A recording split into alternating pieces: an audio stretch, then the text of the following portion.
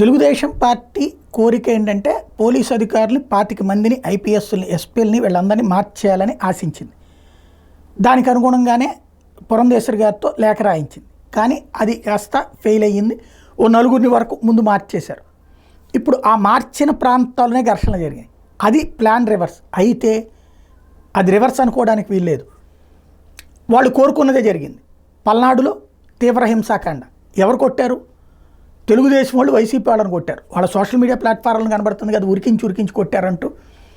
అదే సందర్భంలో దాడులు జరిగింది వైసీపీ వాళ్ళ మీద ఆ రోజున. తర్వాతన తాడిపత్రి అయినా ఇట్లాంటివన్నీ కూడా జరిగిన ఘర్షణలన్నీ కూడా తెలుగుదేశం వాళ్ళు ఆ ప్లాన్లో సక్సెస్ అయ్యారు. ఇప్పుడు ఎన్నికల సంఘం చేతిలోనే ఉంది కదా ప్రభుత్వం. కాబట్టి ఇప్పుడు అక్కడ అధికారుల మీద చర్యకి అంటే తెలుగుదేశం పార్టీ కోరుకున్నది జరిగింది, అంతటితో ఆగిపోతుంది అనుకున్నారు. ఇప్పుడు వైఎస్ఆర్ కాంగ్రెస్ పార్టీ వాళ్ళు దాడులు చేస్తున్నారు. అక్కడ వీళ్ళు హింసాత్మక చర్యలకు పాల్పడుతున్నారు.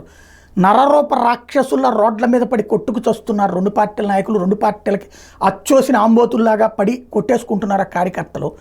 ఈ నేపథ్యంలో ఎన్నికల సంఘం మళ్ళీ యాక్షన్ తీసుకోవడానికి సిద్ధపడుతోంది అన్నటువంటి ఆంధ్రజ్యోతి రాస్తోంది. అదే అధికారుల బదిలీకి